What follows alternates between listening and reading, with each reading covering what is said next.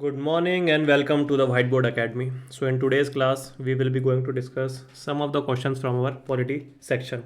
So, without any further ado, let's start today's show. With reference to the Constitution of India, consider the following statements. The original Constitution adopted on November 26, 1949 contained seven fundamental rights. So, सबसे पहले आपको यही पता होना चाहिए. The original Constitution was adopted and enacted on 26th of November 1949. The same date has been written in the preamble of the Constitution. But the commencement of the Constitution ये कब हुआ था? To commemorate the Lahore session 26 Jan 1950. So it contains seven fundamental rights, yes, and via 44th Amendment Act of 1978, the right to property has been made a constitution but legal right. मतलब it is not written now in part 3. So it is written in constitution but not written in part 3. I think 300A part 12 में लिखा है अभी right to property. The objective resolution was unanimously adopted by the Constituent Assembly on January 22, 1947. Yes, it is indeed correct. जहाँ तक मुझे याद आ रहा है 9 December 1946 the first meeting was held.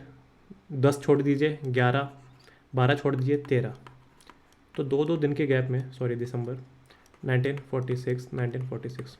The first two meetings. In the first meeting the temporary president was chosen, Sachidanand Sinha, I think. Then in the second meeting, the permanent president of Constituent Assembly was chosen, Rajendra Prasad. ये मुझे पता अच्छे से. 13 दिसंबर 1946 इसमें क्या होता? JLN, Jawaharlal Nehru, put forward the objective resolution which is later called preamble. ठीक है. So the constituent assembly of India was dissolve with the commencement of the Constitution of India. ये बिल्कुल incorrect है. Why?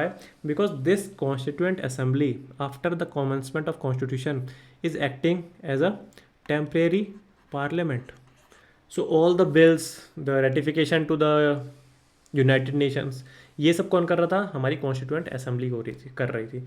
तो ऐसा नहीं था कि ये डिजॉल्व हो गई थी, थोड़ी देर काम किया था. Then after the enactment of the Lok Sabha elections, after that it has been dissolved. सो ये नहीं है, ये सही है और ये सही है. So only 2 are correct. Justice लिखा हुआ है हमारे प्रीएम्बल में, तो उसके ऊपर क्वेश्चन है the combination of social, economic and political. देखो यही गलत हो जाता है.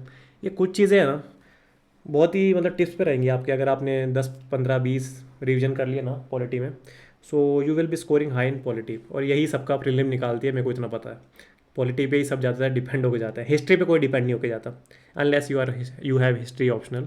हिस्ट्री पे कोई डिपेंड होकर नहीं जाता प्रीलिम्स में. सो पॉलिटिकल नहीं होता. Distributive justice is the combination of social and economical justice. Economic justice denotes the non discrimination between people based on economic factors. So we have to mark the correct. Only 2 is correct. The next question. High Courts of India. The judges of the High Courts are appointed by the governor. No, they are appointed by president, but their oath is given by governor. The judges of the High Court can only be removed by the president on the recommendation of the parliament. It is indeed correct. So this particular power has been given by constitution to the parliament. The parliament has enacted Judges Enquiry Act and it laid down the procedure on how to remove a judge of high court or supreme court. तो आज पता नहीं ज़्यादा ही कुछ hang हो रहा है, पर कोई नहीं, हम तो अपनी पढ़ाई से फोकस करते हैं. सो ये वाला हो गया था हमारा क्वेश्चन, ये वाला भी हो गया था हमारा, इस पे थे हम. तो मैं आपको बता रहा था कि ये तो गलत हो गया, ये सही है. So the constitution has given the power to the parliament. The parliament has enacted a law, जजेस inquiry act. In that particular जजेस inquiry act the whole procedure on how to remove a जज of the supreme court and the high court has been written.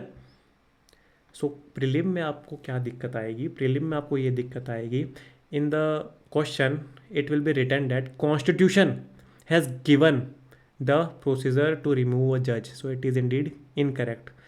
It is a statutory provision that defines how to remove a SC or SC judge. An eminent jurist can be eligible for the appointment as a judge of high court. ये तो आप सबको पता है कि ये जो eminent jurist वाला प्रोविजन है, it is exclusive to the supreme court and not to the high court. Supreme court का जज कर बनना तो सिटीजन ऑफ इंडिया, इसमें भी सिटीजन ऑफ इंडिया चाहिए. 5 साल या तो हाई कोर्ट का जज और 10 साल हाई कोर्ट के एडवोकेट. इसमें या तो 10 साल के लिए कोई जुडिशल ऑफिस हेल्ड किया हो या 10 साल के लिए हाई कोर्ट के आप जज हो.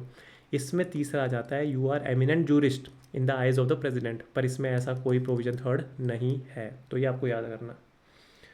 विच of the following is correct? Only 2 is correct. Fundamental duties under article 51A part 4A by Swaran Singh committee. All the recommendations of Swarn Singh committee hasn't been inculcated in part 4A. They are only to or only for citizens. Article 51A एक ही article है बस. All the fundamental rights, duties have been instilled in part 4 of the Constitution by 42nd Amendment Act. No, not all. Only 10 fundamental duties via 42nd Amendment has been instilled under part 4A or article 51A.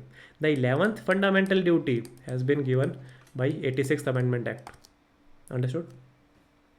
They are inspired by the constitution of USSR or Russia. They serve as an aid in the interpretation of the constitution. Yes. If any law is intended to give effect to fundamental duties, such a law can be considered reasonable in relation to article 14. It is indeed correct. आपको लगेगा incorrect है पर नहीं.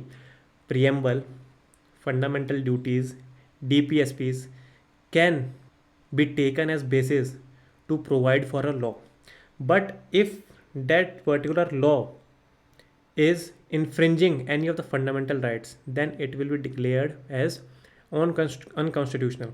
But if you are giving effect to any of the provisions of the preamble, to any of the provisions of fundamental duties, to any of the provisions of DPSPs, then yes, if they are not infringing the fundamental rights, they can be become a base. Understood? सो ऐसी ही एक दूसरी statement जो prelims में आपसे पूछेंगे वो ये बोलेंगे कि fundamental duties can be taken as a base for supreme court to analyse a particular provision. So it is right और wrong? It is indeed correct. बस एनालाइज करने के लिए we can take base fundamental duties, preamble as well as DPSPs. But yes, they are non justiciable in nature, तीनों ही. Understood? तो इसका मैंने आंसर लिख दिया था क्या? चलो आपको पता तो चल ही गया क्या है. Only 2. Statement 1. The 100th constitutional amendment was passed to enforce the exchange of territories between India and Bangladesh. To resolve such disputes, Article 3 of the Indian... अरे Article 3 कहाँ से आ गया यार? Article 1 Union and Territories. UTs नहीं लिखा है. Union and Territories of the state is provided. Article 2 to include foreign territory into the state of India. To change name, area or boundary of any existing state which is already part of Union of India, उसको change करने के लिए. Article 4, 2 and 3 will not be considered an amendment to the constitution. Then 5 से 11 citizenship आ जाती है. Then 12 से 35 fundamental rights आ जाती है. 36 से 51 हमारे पास DPSPs आ जाती है. तो ये सारी है. फिर 52 से हमारे पास 150 तक कुछ ऐसा है, हमारे पास यूनियन आ जाता है. तो ऐसी चीज़ आती रहती है. तो ये क्या बोल रहा है? Article 3 of the constitution provides for the constitutional amendment. नहीं भाई, ऐसा कुछ नहीं है. तो 1 is correct, 2 is incorrect. The next question, with reference to the British and Indian parliamentary systems. अच्छा, we have to find the comparison. British parliamentary system is based on the doctrine of the sovereignty of parliament, and we are based in our Indian polity, our constitution is sovereign and supreme. Understood? In the Britain's parliament, the sovereignty and supremacy of parliament is there.